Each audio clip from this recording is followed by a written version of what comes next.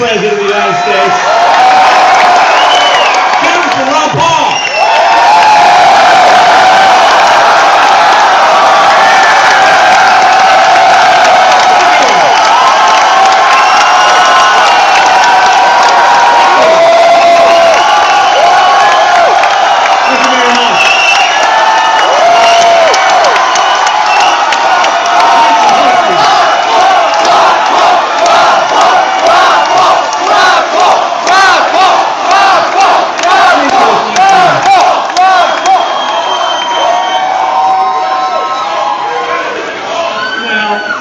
It sounds to me like there's a lot of friends in this room, and I appreciate it. But I want to make sure, so I'm going to ask you to raise your hands if you snuck it and you weren't screened. Are there any CIA agents in this room? How about the FBI? The TSA? Good. We're okay now. We're among friends.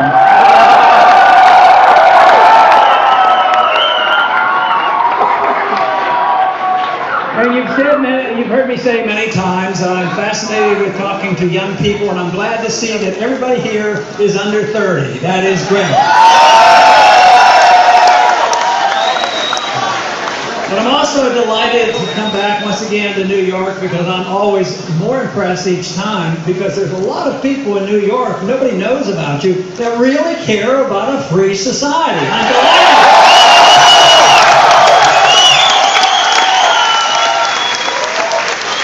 But you know, sometimes what has happened over the many decades is everybody talks about freedom, everybody talks about the Constitution, but have you ever noticed they get rather careless about it once they get to Washington, D.C.? So I want to talk about that favorite subject of mine, what a free society is all about. And it's not all that complicated. To me, it's simply this, that you have a natural right to your life, therefore you have a natural right to your liberty, and therefore you should be able to keep everything you earn.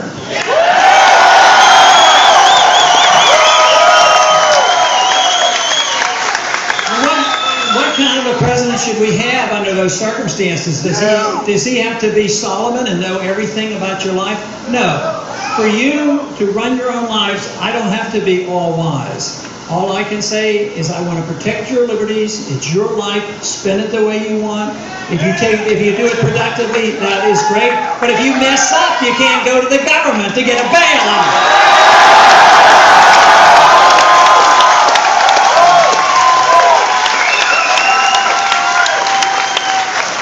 Now in foreign policy, I don't have to pretend I know every solution to every problem in the world. I think we should deal with our problems at home and forget about those problems overseas.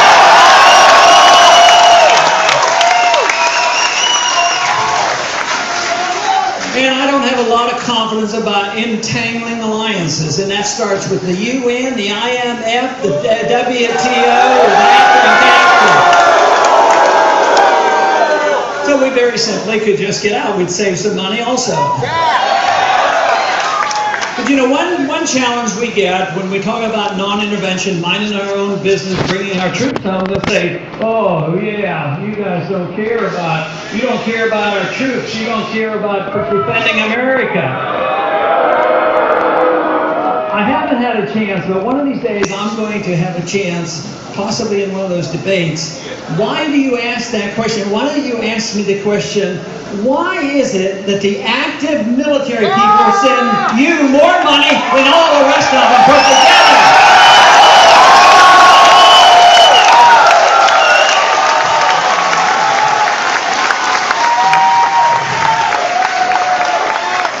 Maybe it's because they don't want to fight unconstitutional, unnecessary, useless war. So what is the solution for that? We have a problem out there. There's a lot of troops. We have them in Japan, South Korea. We have them in Europe. We have them all over the Middle East. Bring them home, all of them. Article 168. Somebody asked me, well, when would you do that? I said, as soon as I can send the ships there to pick them up.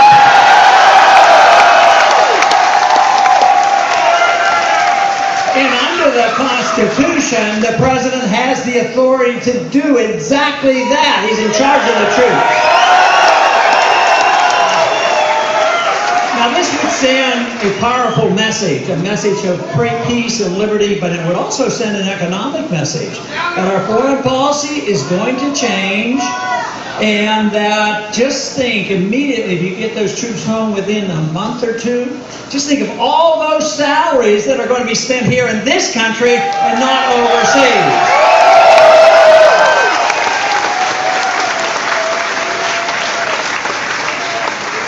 The foreign policy is a big issue. The people that support the campaign are very, very much endeared to this.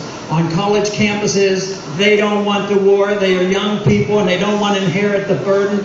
So therefore, to me, it is one of the most important positions that we hold in this campaign. And that is a foreign policy of non-interventionism, a foreign policy of peace and prosperity and coming home.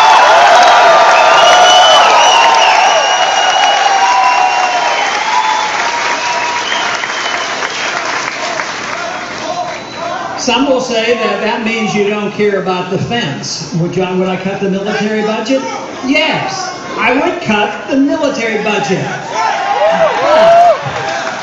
But we have to make sure they understand the difference between military spending and defense spending. So the military budget is just militarism, weapons that we buy to subsidize the military-industrial complex. There are many, we complain a lot about liberal Keynesianism, but there's conservative Keynesianism. They say, oh, building these weapons are good for jobs. Yeah, well, if you didn't spend it on weapons, you spend it on weapons, you send it overseas and the planes get blown up, that doesn't help it. But military Keynesianism is every bit as bad economically as domestic Keynesianism.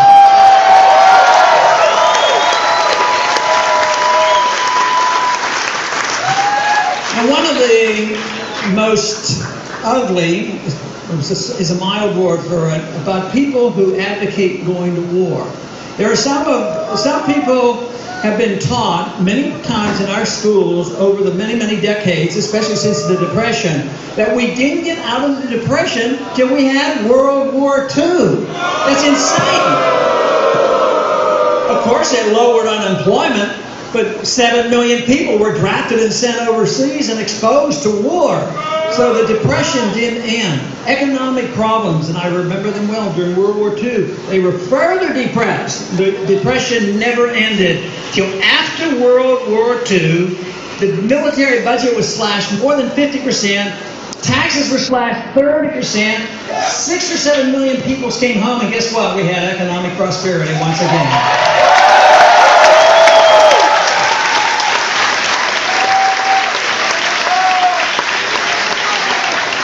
This idea of liberty, not only does it involve very much coming up with a sensible foreign policy, but it has something to do about your personal liberty.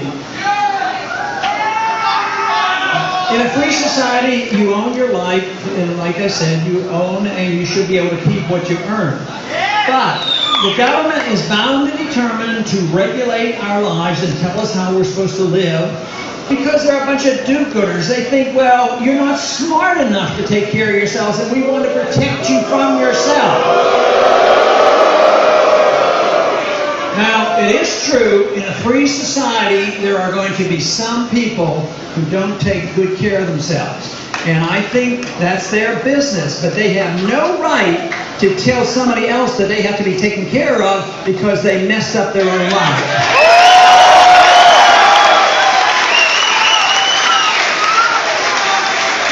Now, there are a few things in recent history that has made these conditions much worse when it comes to personal liberty and our civil liberties here at home. For instance, in the early 1970s, that famous Republican president by the name of Richard Nixon, who took us off the gold standard, he also invented the modern war on drugs that must end.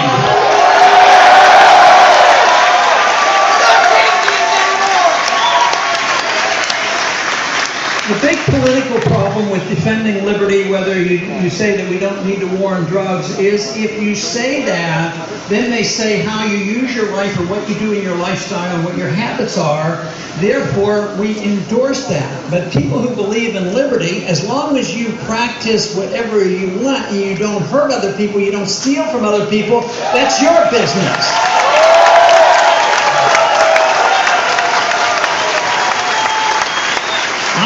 I personally don't endorse drug usage. I don't endorse most of the drugs that regular physicians hand out because they waste a lot of money too.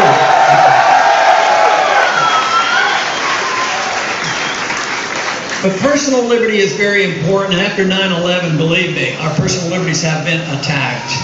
For instance, the one bill that we should repeal rather quickly if we care about liberty is the Patriot Act.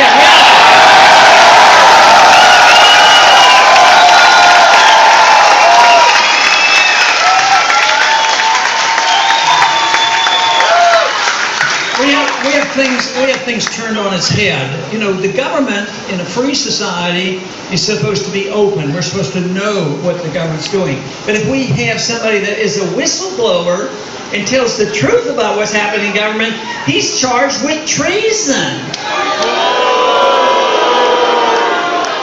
But when it comes to your privacy, which is what the government should be protecting, the government invades our privacy as they become more secret. We need to turn it around. We need open government, and we need your privacy returned to you.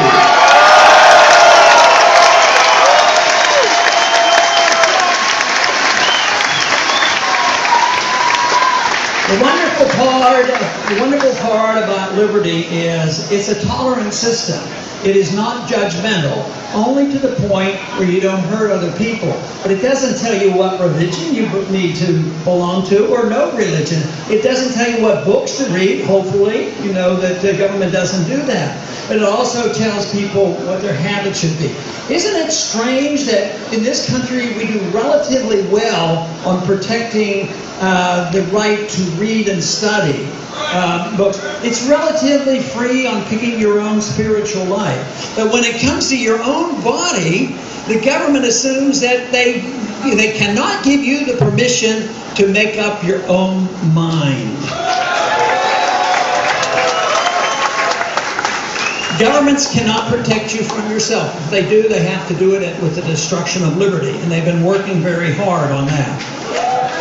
There was not too long ago, I think it was when we were voting on the Patriot Act, I was sitting next to a member who was getting ready to vote for it. I said, you know, this is going to violate these civil liberties. And I said, why do you want to do this? I said, why don't you just leave people alone? He says, they're too stupid. And this is a member of Congress, and they literally believe that. They believe the people aren't smart enough. But I tell you what, I want to tell you a secret. I want to tell you a secret. The people in Washington, the bureaucrats and the politicians aren't smart enough to know how to run your life either.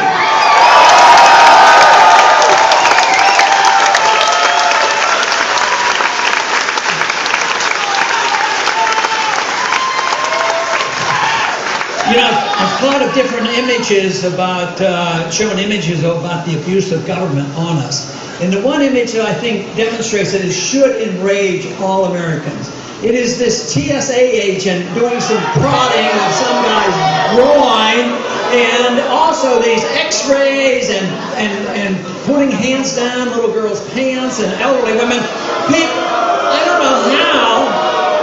If we don't correct that, I don't think we can remain a free society. So we must address this.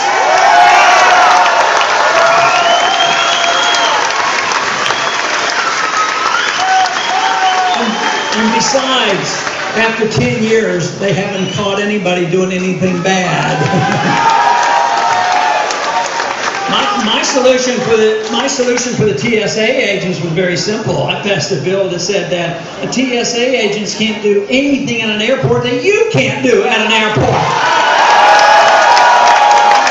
So if everybody would do this prodding, and of course they'd be arrested for abuse, and yet we sit back and let this happen.